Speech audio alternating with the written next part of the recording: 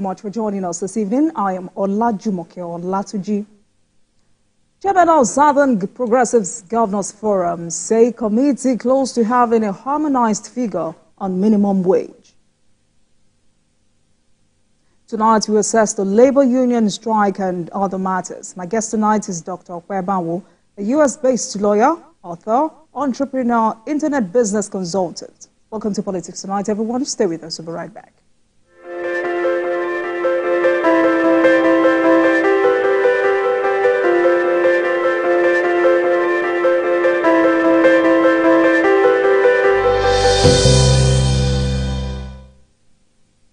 Welcome back and thank you very much for staying with us. Now let's begin with some developments in the polity.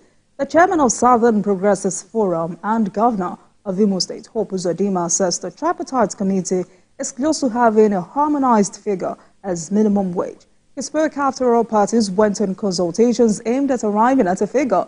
The meeting, which started some 7 hours ago, continues behind closed doors.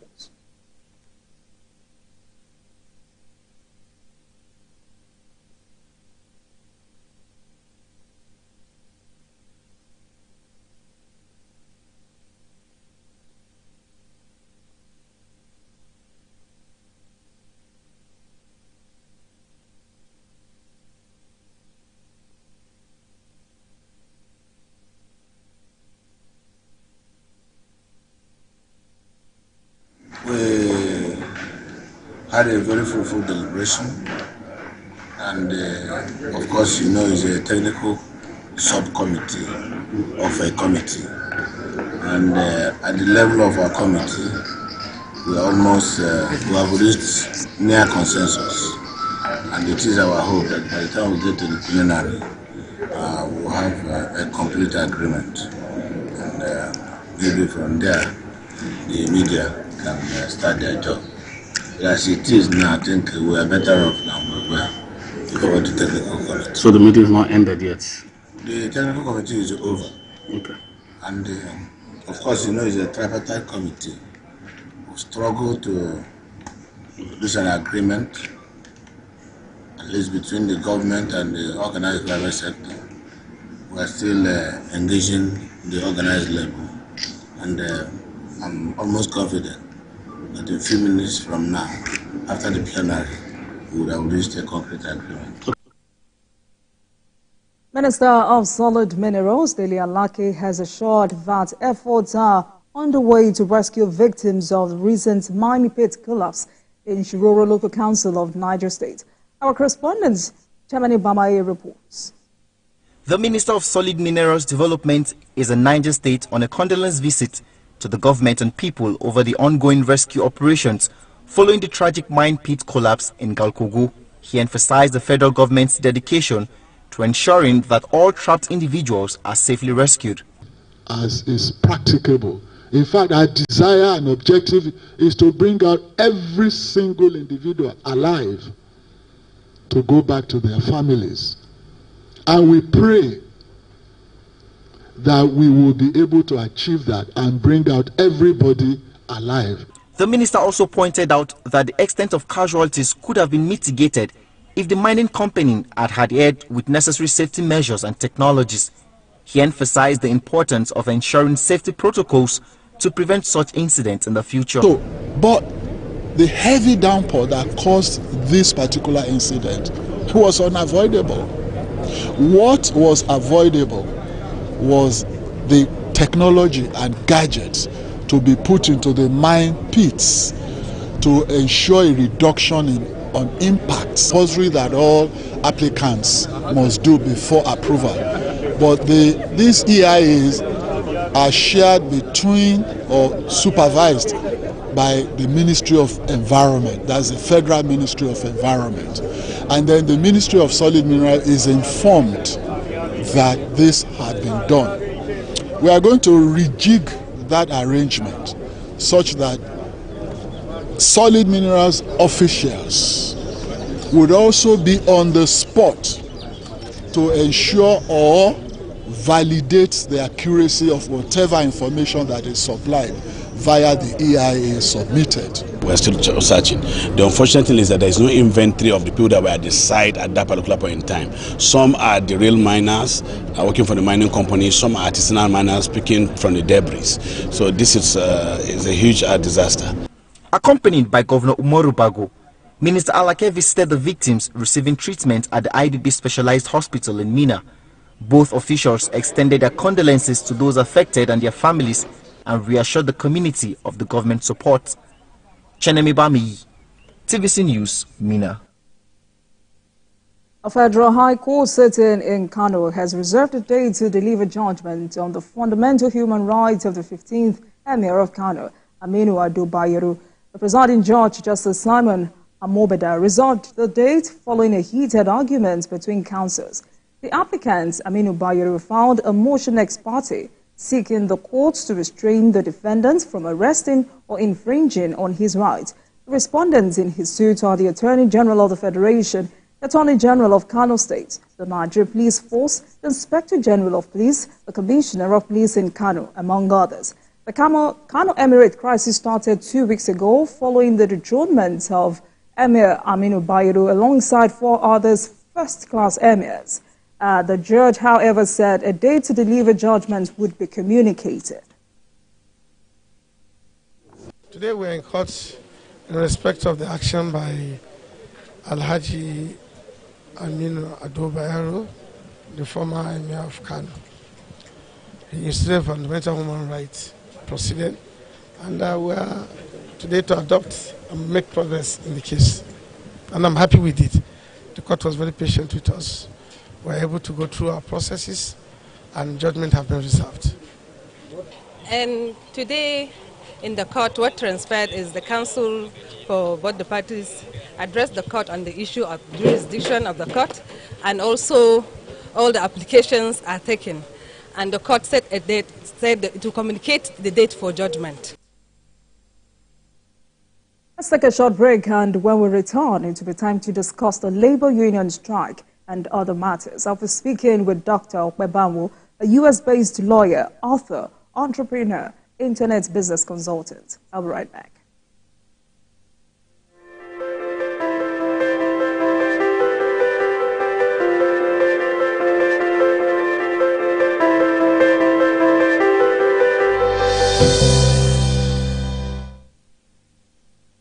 Welcome back, everyone. We continue to gather more insights and perspectives as the meeting of the Tripartite Committee on the Minimum Wage has continued negotiations over a new minimum wage for workers in the country. You would recall that a joint National Executive Council meeting of both Nigeria Labour Congress (NLC) and Trade Union Congress relaxed industrial action for 1 week with immediate effect. With the agreement reached, the federal government has assured labour leaders the President Bola Tinubu was committed to paying a new monthly minimum wage above the initial offer of 60,000 naira. Let's also remind you that the Minister of Finance and Coordinating Minister of the Economy, Wale Edun, has submitted the projected cost implications of implementing a new national minimum wage to President Bola Tinubu. Mr. Edun's submission of the cost implication follows a 48-hour ultimatum issued to him by President Tinubu on Tuesday during a meeting with the government's negotiation team on the new minimum wage led by the Secretary to the Government of the Federation, Senator George Akume. Well, we await what that template is all about. But for now, let's get the perspectives of Dr. Okwebanwo, U.S.-based lawyer, is also an author, entrepreneur, internet business consultant, on the labor union strike and other matters. Good evening to you, Doctor. Thank you so much for joining us tonight. Welcome to Politics Tonight. Thank you so much, and I'm so grateful for having me tonight. Thank you for joining us as well. Now, I'm sure you know there is no definite figure for now, but we heard Governor Hope Uzodimma saying that the committee is close to having a harmonized figure. So first, what do you make of this recent development between Labour and government? Well, to be honest with you and to be frank, I think that showdown was long overdue. In a situation where the average Nigerian person or the minimum wage is 30,000 naira and has been like that for 5 years, while inflation has galloped to more than even 100% in that 5-year period, I think is untenable, and I think something needed to be done. and people are literally almost starting to eat from those bins, even though people don't want to acknowledge it. Something has to be done. The minimum wage we have now is unsustainable, and enough game is being played by both sides to the point where now, finally, I think Labour decided that they're going to put their foot down, and I cannot fault them for deciding to call a strike. Something's got to give at some point, and I also understand that the federal government is dealing with humongous challenges, especially when you realize that more than 90% of their revenue is going to servicing debt that was incurred before they even came to power. So they have their own challenges, but at the same time, I think Labour deserve a much bigger minimum wage. So something's got to give. So I'm happy at the development. I'm happy that finally government is taking them serious enough to have given a 2-day ultimatum to the minister to go and come up with a plan, even though I'm wondering why do they need that ultimatum? Don't they have a plan before, with all due respect? But if Labour didn't force the issue, maybe Edwin would not have been forced to give the president alternatives and what to do. So we should all welcome it. So, I mean, concerning this projected cost implication, what exactly is your projection and expectations? Personally, I think 400,000 naira request by Labour is unreasonable. Not unreasonable in the sense of the resources we have, not in terms of the quantum of that money. Because the truth of the matter is that should actually be a fair wage. But again, it can be fair, but where are we going to pay it for? Where are we going to find the money? So I think at the very minimum, if the government is offering less than 100,000, they are being unfair, and I'll be very frank about that. I know that they have pulled it back. There's been rumors saying that government is going to recommend 105,000. I will recognize that they have debunked that is rumor being started by whatever. But personally, if they are offering less than 100,000 naira a month as minimum wage, they are not serious. And I can tell you why I don't think they are serious if they are offering less than that. I know we're all struggling. I know the government is struggling. I know that the government inherited humongous debts, humongous challenges that they have to deal with. But the truth of the matter is that if they can buy themselves $200,000 worth of cars, then they can find the money to pay 100,000 naira to our federal government workers. I know that will also create its own problems. It's called the Cobra effect. But that is why you're in government. They need to think all these things through. So my own projection should be 100,000, should be about where they come out at. I don't know if that's what they will do. But if they're not going to offer 100,000, if they're expecting Labour to accept it, then they need to come out with the reasoning. See, me, I'm all for explanation. Mr. Tinubu, I don't expect him to manufacture money. I don't expect him to turn himself to money for Labour. But if he cannot do it, we want to hear why, and then we need to hear the cost-cutting measures from the government. That we can't pay 100,000 now. It's 80,000 we can pay, 70,000. But to try to make sure that we also cut costs in sympathy with the Labour, here is what we are going to do. We have 6 planes in the presidential fleet. We are going to dispose of 4. I don't know how many they have. I'm just giving an example. We have this. We are going to do this. So that way, people can feel that we are sharing this pain together. But what they cannot do is continue to have their own lifestyle and then be telling Labour there is no money. That will not be fair. So we are waiting, and the presidential address on this will be very critical, a critical reference on the Tinubu presidency. If it comes out, I love his focused style. I was telling some of our friends the other day that all right, really Dr. Banwo, I mean, we're happy there might be a final agreement now, but some Nigerians are still skeptical because we haven't heard from organized labor. But if you're to look at this holistically, was the strike necessary in the first place, considering that negotiations were still on when labor leaders reportedly left the negotiation table 3 times? And in addition to that, is strike the only means of resolving labor disputes? I mean, if you were to look at it, this is the 4th strike embarked upon by labor in 1 year. Mindful of where I am, I'm going to be very fair, but at the same time, I always say my mind, and I'll tell you this. Okay? Strike is not the only way to resolve labor dispute. But is this strike necessary? Absolute 100%. You know why? At least in the last 6 months alone, labor has threatened to strike, and they have called it off midnight or the day before. So nobody can say they didn't give the federal government opportunity to get itself together. I have to give it to labor on this one. I'm sorry. So for me, and it is proved the point, that it looks like if Labour doesn't do something drastic, this federal government is not going to take them serious. Not because the federal government is not serious. I want to be fair. They have major problems that they're dealing with. Mr. President knew the problems were there before he campaigned and got the presidency. So I'm sympathetic to him a little bit, and maybe not also so much in the sense that he knew the problem before he became president. So if they are saying the inflation has basically made our wages almost to be zero, and federal government is dragging its feet, and you have to agree, you are also in the labor force, they have dragged their feet in doing something about this 30,000 naira minimum wage.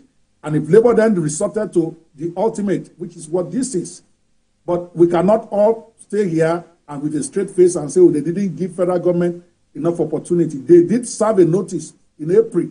We all saw it, that we were going to go on strike. Yes, they went on table and they were talking, but nothing was moving. If you are president of Labour, be fair to me now. Are you going to tell me you are still going to keep talking and you are not going to say, we are done? So that's what happened, and I thank God that they also listened and called it off after a few days so that there is not too much damage. But they needed to do that if I want to be fair, and I'm always fair regardless of where I am. I'm not going to stay here and tell you they shouldn't have called that strike. All right, but I would have called it. I mean, Doctor, you've made reference to the current economic status of the country. My question really is, should dialogue have an expiry date when it comes to labor and government? Listen, my sister, again, I'm sorry if I have to say this. All right. When they took out subsidy and then petrol went from whatever it is to now where you're paying something like 7 times the price or 5 times the price in 1 year, did the federal government ask them where Nigerian people are going to find the money to pay? No, they didn't ask them. They went ahead and did what they have to do, which, by the way, I do agree with. But then the other side, too, they have a right to say, listen, this is our life now. Something needs to be done. So federal government cannot expect that Labour will continue to live with a 30,000 minimum wage when they are living opulence lifestyle. Now, don't get me wrong. If when President Bola Tinubu, and he's growing on me as president, I have to be honest, because he's responsive. The one we had before is not even responsive to anything we have to say. If he had come out and said, listen, things are bad, we need to cut our costs drastically, starting with me, and then he announces some major cuts, and then he tells the National Assembly, you're not going to be doing all that your crap you're doing and you want to buy $200,000 car. It's not happening because we don't have money. If he had come out and said that, I would have said Labour should not go on any strike because it is tough. Even finding 30,000. Many private companies cannot find it right now. I get that. It's a problem. But what I'm saying is that if we are all one Nigeria, Nigeria will hail this, what we have gone back to. If we are going to hail Nigeria, all of us should suffer together. People cannot be driving $200,000 car in a country that is literally bankrupt, and then you tell me as a Labour person that I should live with 30,000 naira minimum wage. Let's be fair. That's all I'm saying. That's all I'm saying. If Mr. President comes out tomorrow and says, listen, we cannot pay 100,000, it's 60,000 we can pay or 70,000, but we recognize the fact that we need to cut our coat according to our size. Here are my cutting measures today, beginning with Aso Rock. I will be one of his champions out there. But you can't keep driving 6 jets. You can't keep driving $200,000 cars and then say there is no money. Let me tell you something. $200,000 for one car, right? Multiply that by 1,500. Okay, that is over 300 million or whatever. Do you know how many staff that can pay? Now, so we have to balance this stuff up. So now there's a major problem. I get it. If they agree to 100,000, how is private sector going to pay? That's the Cobra effect now. That creates another new problem. There's going to be layoffs. Labour too need to understand what they are doing. Okay, this thing is everybody. If Labour insists on this 100K, which all of us are talking about, they also have to know that something have to give. But the private sector is not going to pay 100,000. They don't have it. They are closing down every day. So they need to be ready that lots of workers are going to lose their jobs. It is what it is. Because private sector, people don't understand, and let me say this clearly. The federal government is employing less than 10% of the labor force in Nigeria. Absolutely. So now, if they go and increase, which all of us are shouting for, right? They increase the federal government to 200,000. That is times 3. Number one, inflation will go up. Number two, private sector, the 90% salary payers like me, are they going to then expect me right now? My security is earning 70,000 naira. People say that is even very high.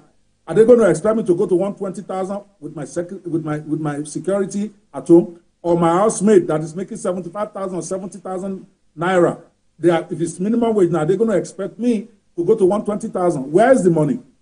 So that is also a sign that labor needs to appreciate. By going forward with this, you're already sentencing many of your force to unemployment. Let them know that going in. It's called the Cobra effect. They have to balance it. That's why they should not push too much for a higher minimum wage that will end up getting 70% of the people unemployed, because that's where we are going. So that type of talk, somebody needs to talk it to labor too, so that they can be temporary, even if they won't get 100,000, maybe 80, maybe 75, I don't know, but 30,000 definitely is not acceptable. I'm happy you talked about us balancing this off, because with this harmonized figure that may be announced in a few hours, we don't know what the figure is. I have to make reference to TVC President Festus Osifo, who had said Labour will reject little addition to 60,000 naira. You had also talked about, economists have come up to say that, yes, Nigerian workers deserve more, but we must be ready for the economic consequence of this action. Are you sure we're ready for this? No, we're not. And that is where this is sad, because it's like saying, it's like subsidy removal. Everybody wanted subsidy to be removed. Everybody screamed at everybody. They screamed at him. He removed the subsidy. Now the fallout comes. Now the complaint is, oh, they didn't plan it where they didn't, because there is always Cobra effect. Now, seriously, if I'm in government, I would think 60,000 will be fair, because we are coming from 30,000. That's 100% increase. Absolutely. People have to see that. It will not be adequate, but it will be what is fair right now. Otherwise, because when they do 60,000, they are expecting private sector that employs 90% of the people to pay that money. That is manageable than 100,000, which I'm saying is about the minimum that I think is fair. Fair does not mean you have to do, not everything that is permissible, how do they say that in the Bible says? Not everything that you can do that you should do, right? So in this case, labor has to think it very well. If they come back with 65,000 maybe, or 60 or 70,000, I will urge labor to take it. Honestly, I will wish for 100K, but if they offer them 60, 65, they should take it, understand, maybe then have some guarantees that nobody is going to be laid off, at least in the federal government level, have some of the safeguards. But if government is going to pay 100,000, even federal government, they will have to lay off a big chunk of the federal labor force, not to talk about the private labor force, which is why, like I said, intelligent people need to sit down, look at the Cobra effect of what they're about to do. Because either way, it's like that book, Devil's Alternative. Blood is going to be shed on this matter. And by that, I mean people losing their jobs. I'm not talking physical blood here. So everybody needs to be responsible. But my point and my own point is that if federal government is going to come with something that is much less than what labor is asking for them to get people like us to support them or to support it, and I'm not aligned, forget politics now, electioneering politics. I've decided I'm not aligned to nobody. I criticize what I don't like, I support what I like, and there are many like me. Government needs to come out with cost-saving things on their own side. I got to see them bleed also. That is all I'm saying. They got to bleed. They can't tell the workers to go be bleeding alone and take 60,000, which is 100% increase, which is not bad considering the circumstances. But at the same time, they that are in the government cannot. The judiciary was just got their own salary tripled, and I think they deserve every dime of it. Don't get me wrong, even more they should get. But they just got their salary tripled. Why should it be is the Father man that will suffer? The Koyi people are already collecting their own now. So the Father guys, who are those who represent the lower income of the people, I use that word for everybody who's in the low income strata, they shouldn't be the one that have to carry the can for the country all the time. Let's be fair.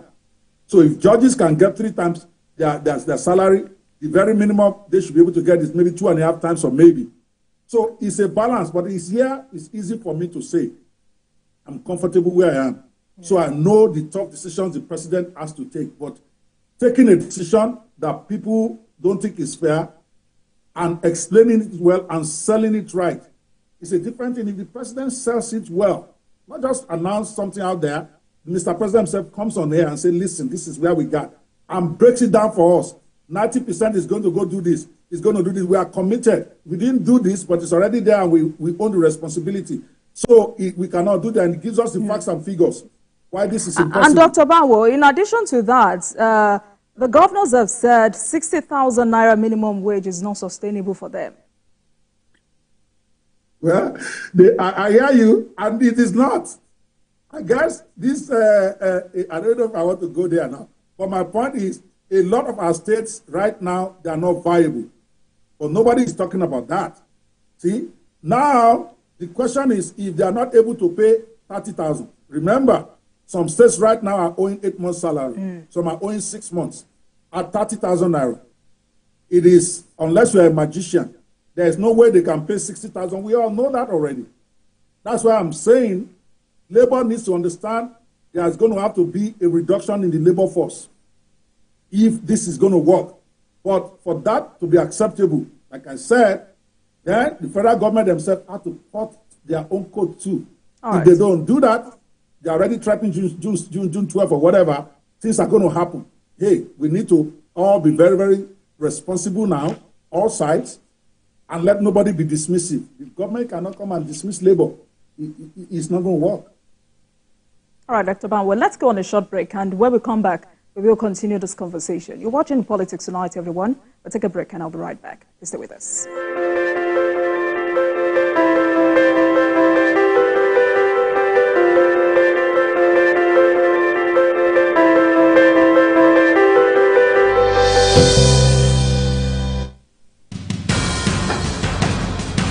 Information is power, information is security, information is knowledge. On Labor Lens, we believe that working people around the world have real questions of their own. They want to know how the world of work operates, what it means to the employer of labor, how policies affect workers in the workplace. On Labor Lens, I ensure we engage effectively the organized labor, organized private sector, and government to get out of them information workers are in need of. I am Sharon Ijason, asking questions that make you get sense of the workplace.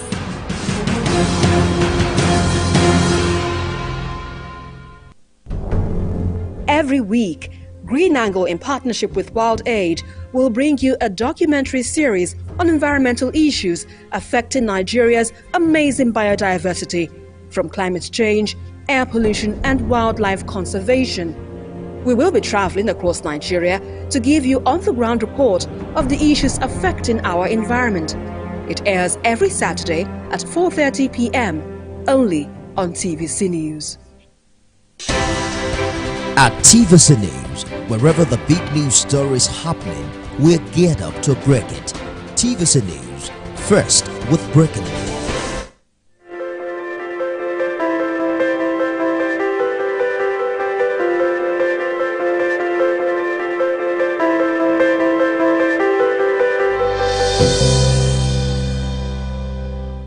Welcome back to Politics Tonight, everyone. I've been speaking with Dr.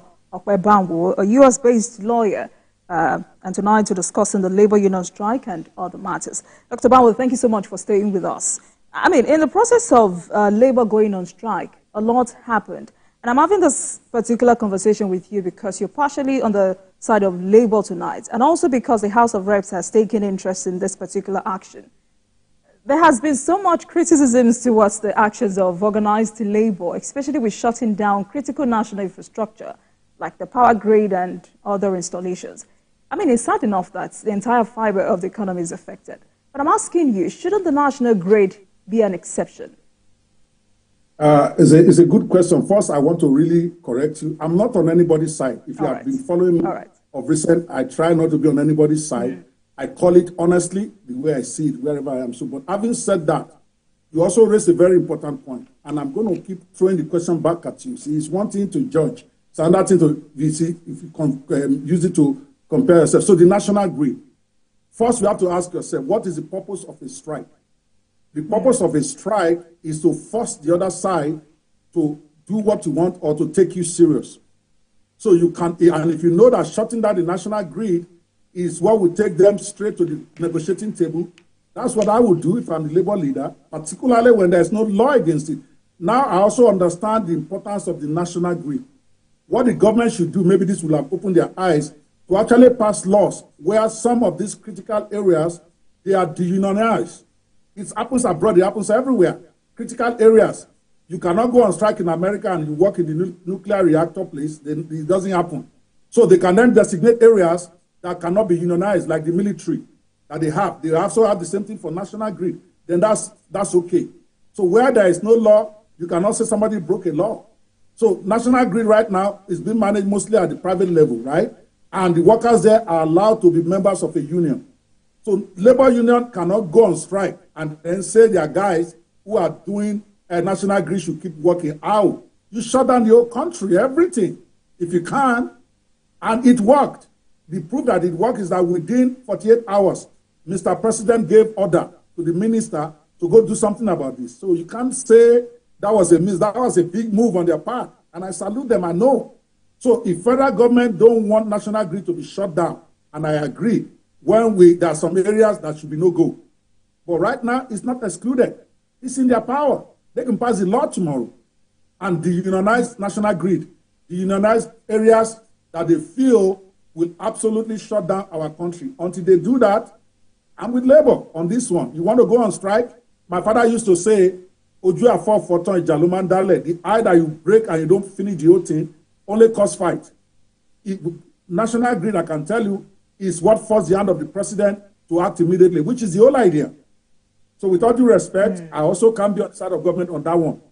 Let them go and prescribe it if they don't want that. But they have not done that, and Labour took advantage. All right. Yeah. I mean, so now that we all agree that Nigerian workers deserve more, what can we do to ensure state governors live up to expectations? I mean, we just heard state governors saying they cannot pay 60,000 naira minimum wage.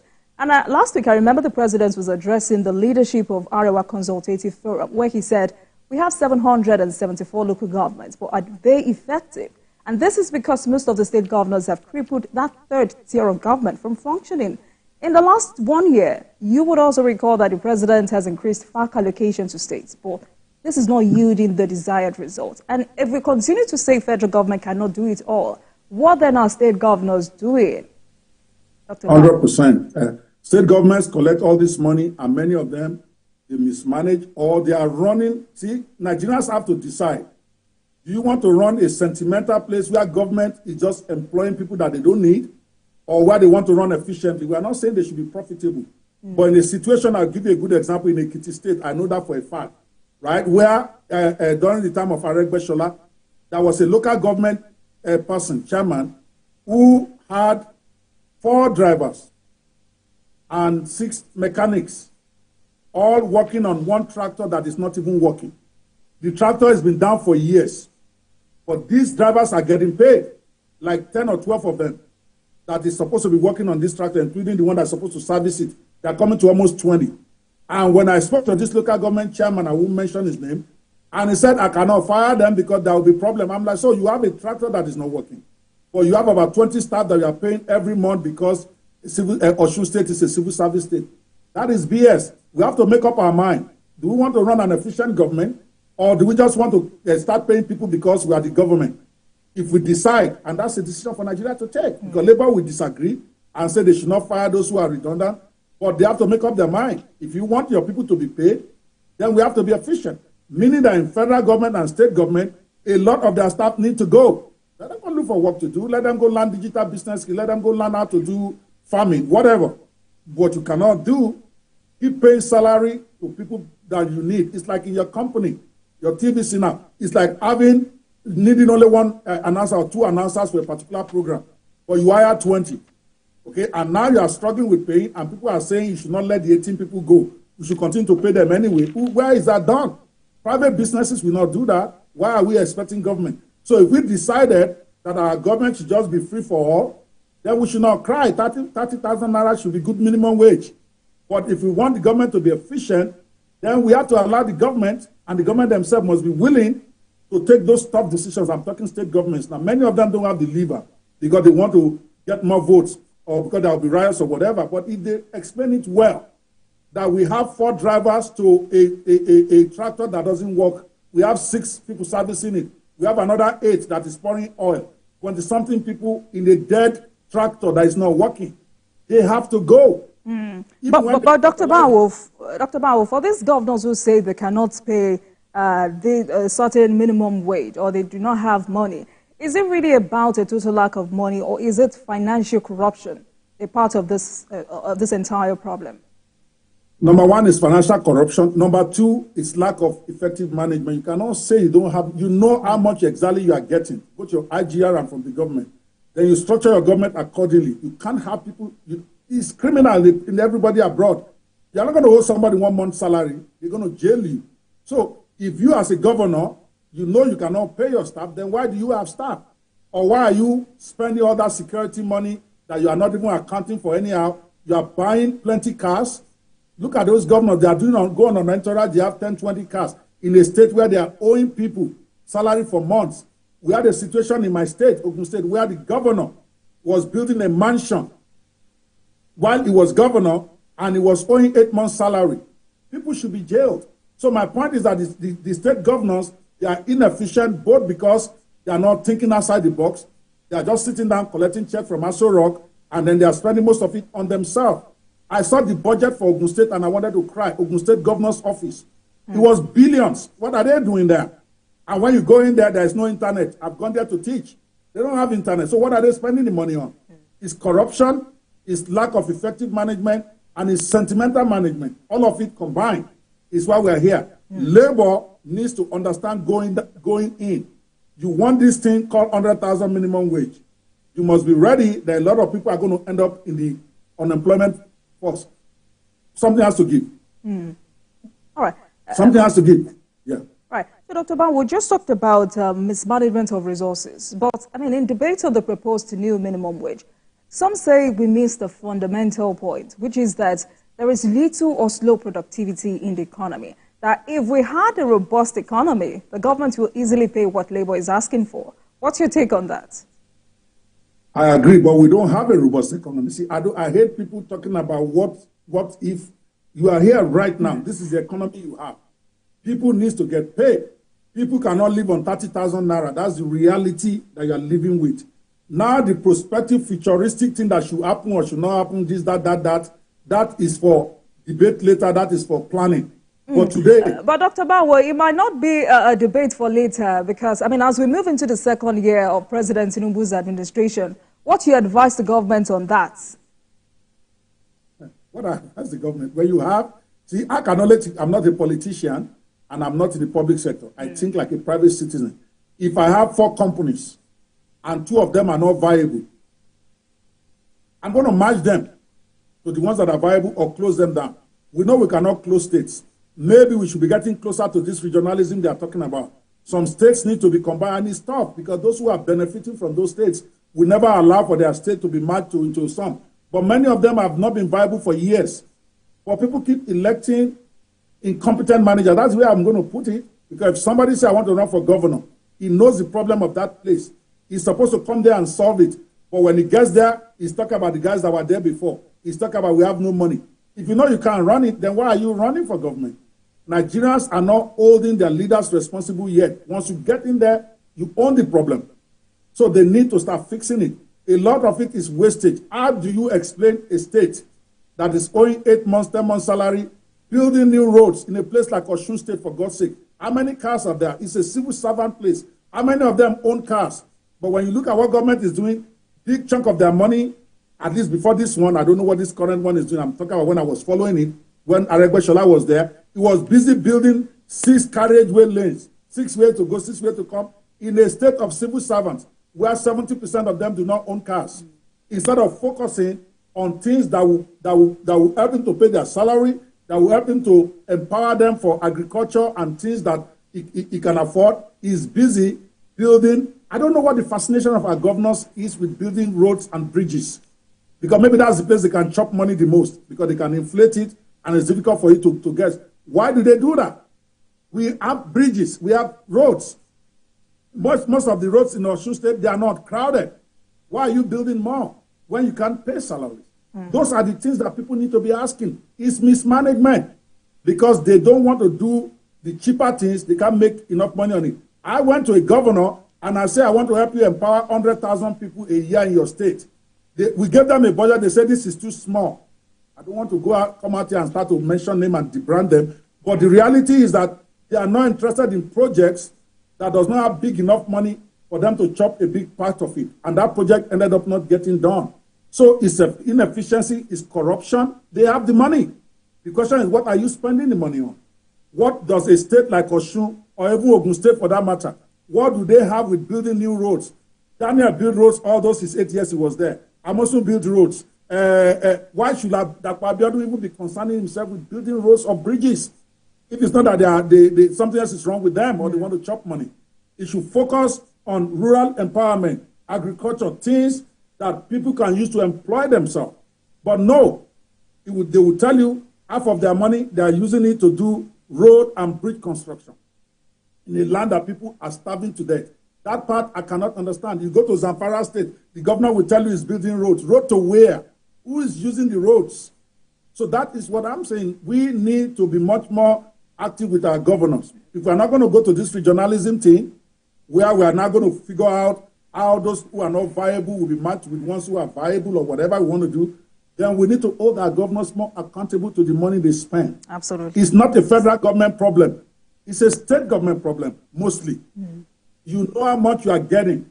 Sit down and plan it well in a way that will benefit your people more. Stop doing stuff that looks shiny, makes you look like you're performing. Oh, yeah, it's opening bridge. Go and look at these governors. Most of what they are declaring open is bridge and roads in a state where people can't eat. I don't get that part. And somebody needs to start speaking to that. All right, Dr. Banwo. I mean, that's it on minimum wage matter. But another reason for the strike is reversal of increased electricity tariff. Do you see this as justified and achievable, especially when you hear Adebayo Adelabu, that's the Minister of Power, say investors are now showing interest in the electricity sector because the federal government increased electricity tariff for Band A customers? How do we, balance this? My sister, let me be honest with you. I just came back from Nigeria less than 2 weeks ago. One thing I understand, Nigerians don't have a problem paying for service. If you look at Starlink right now, they've reduced it to 400,000, used to be about 1 million to get the internet service, plus 38,000 naira a month. I know because I ordered it. Guess what? Nigerians are complaining now that they are not able to pay. They want to pay, they are rushing to pay for Starlink. And it's a very expensive service, but because it works. So the problem of Nigerians is not about the increased tariff, but the lack of commensurate increase in service. If you are giving them that light, Nigerians will pay. I don't think the light is expensive now, and I don't think there's a problem with increasing the tariff. That's not the problem. And if you are listening to Nigerians, that will not be their problem. Their problem is that they pay this money and they don't get the service. Even the Band A that they are saying is 20 hours a day. Have you asked around? Send your correspondence around. Very few people are getting that, but yet they are collecting that money from them. So the problem is these institutions, they are fleecing the people without providing the service. Because Nigerians are they crazy like that. If the service is working, even the poor Mama Lati in Fadei will find their money and pay. But what they are saying they will not do, and I agree, is for you to increase the tariff, and then the service is going down. In my house in Lekki, by all standards, it's a very beautiful estate with very expensive houses. I don't think I ever got an average of 2 hours of light a day in my 3 weeks in Nigeria. So you think they're going to increase the tariff and I'm going to be happy? No, I'm not going to be happy. I won't beat up the guy. But if I can avoid from paying, I will not pay because I got no service. But if I got 24-hour service and they are telling me it's time, even at the point me, I was begging, how can I get on this tariff A or whatever they call it so that I can have more light? They say it's not for my area. I was ready to pay. And many Nigerians are like that. So let's not confuse it. If they want to increase the tariff, then improve your services. You cannot give me the same poor and bad service and then you raise price. Where is that done? And that's what the government should focus on. Are we getting improved service? What is justifying the increase? This got to be fair. This has to be fair. Right. People are crying. Yes. All right. Sorry. Thank you very much, Dr. Banwo. Let's move on to other matters. 2 more issues before we wrap it up tonight. Quickly, as an update from the last conversation we had precisely 2 weeks ago, we talked about the role of the judiciary in upholding and strengthening the rule of law in Nigeria. And I also remember we talked about elements that sustain the judicial system of any nation. Just yesterday, the Senate has approved a bill that grants a 300% salary increase for judicial workers at the federal and state level. What's your reaction to this, and what does this mean for the judiciary? Number one, I have to give kudos to the government and the National Assembly. When they do stuff right, we have to give them credit. I think it was a disgrace, the way the kind of salary our judiciary is being paid. The last time they reviewed it was 2007, which is like 17 years ago. So they deserve that 300% increase, even more. So I have to say kudos to NAS, and especially to President Tinubu for always being responsive. People might think I'm playing up to, no, I don't. I've seen a president that is responsive, whether good or bad. When people shout, the presidency responds. To me, that is democracy. So now, hopefully, now that the judiciary has been sorted to a large extent, hopefully we can then begin to see more independence from them. And now, I'm not even going to say they're not independent now. I'm a very straight-up talker on this matter. What we then need is people, now the enforcement against corruption in the judiciary should then be stepped up. Because now you have no excuse. If they are already paying you well and you are still not doing independent thing, then you need to be disciplined. So for me, it's a welcome development, but to whom much is given, much is expected. And that needs to be more scrutiny in terms of the law enforcement agencies to make sure the few bad eggs that we have are brought to book. I think our judiciary, and I'm in the minority here, I think they are doing a good job considering what they have to operate with. Not because I'm a lawyer, I don't practice in Nigeria, so I'm not afraid of any of them.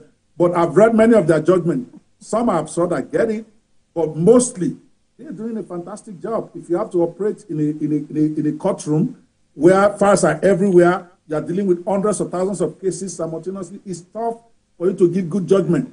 So apart from the salary, they need to decongest the courts. They need to have more judges. They need to have more courts. They need to have all those structures that they need to perform better. But so salary alone is not enough. It's a good beginning. I will have to give it to them. But you're not just going to increase my salary, but I see I have files all over the floor in my court that is overflowing, especially the magistrates, the uncelebrated magistrates. They do so much work. And you look at the cost and you're wondering, how can somebody operate here? They have to operate in the heat, where there is no AC, there's no amount of money you pay them, you are still not going to get good service. So it should be a holistic thing, is what I see. And I think this is a problem. They took out the judiciary, they've given them 300% increase. What about the other sectors of the economy? Now, when those ones ask for 300% increase, now we will say it's too much. It should have been a holistic work, so that everybody, same time, the whole thing is adjusted across the board, and nobody is feeling cheated. Judiciary cannot do 300%, and then you are expecting those in the other sectors, in the health, to stay with their own salary. All right. So because you just talked about how impressed you are with the president on this, let me have you assess the Bola Tinubu's administration. How has it fared in the areas of economic development? Are you impressed?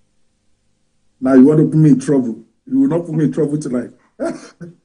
Well, if I tell you I'm impressed, then I'm lying. Not because I don't appreciate the enormity of the problems that the government inherited. I do, sincerely, even though I'm a big critic. I understand. But why I'm not impressed is that most of their policies do not appear to be well thought out in advance. And that, for me, is a major problem. Because when you are doing this a year jetting where you bring out a policy, less than a week later, you pull it back, it doesn't show that a lot of thinking went into that process. And I see too many of that for me to tell you I'm impressed. There is very little, I have to be frank, that Tinubu government could have done to improve our economy the state it was. Right now, the man is fighting to arrest the downward slide. You have to first arrest the slide before we can even talk about forward progress. And I think they are doing a lot of work. All I'm just saying is that they are not considering the Cobra effect well enough. I don't know who the brainstorming team is. Mr. President himself, I will give him big kudos for being a responsive president. To me, it's not one of the number one things in a democracy for it to grow.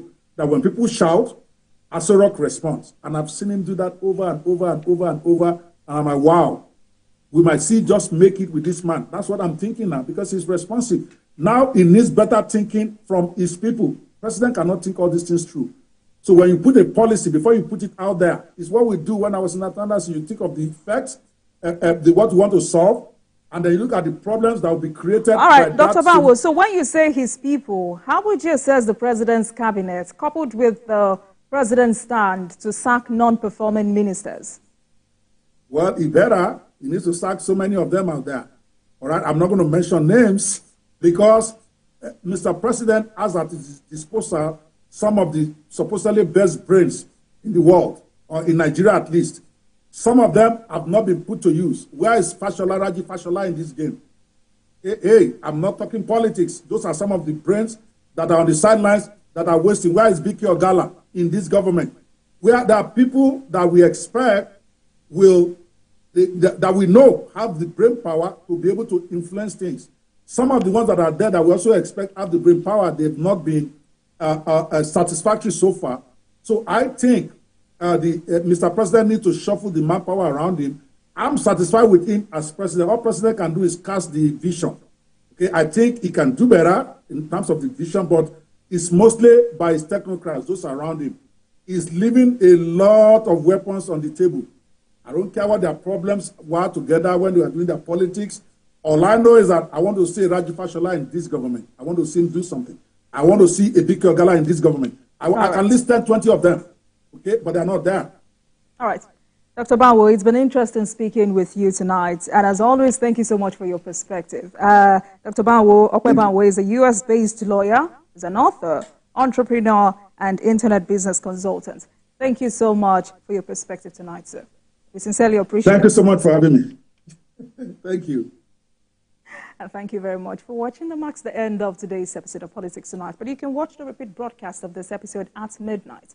Get in touch with us on our social media handles, Facebook, Instagram, and X at TVC News NG and at Olajumoke WO using the hashtag Politics Tonight. We're also on YouTube at youtube.com/TVC News Nigeria. I am Olajumoke Olatiji. Have a great weekend.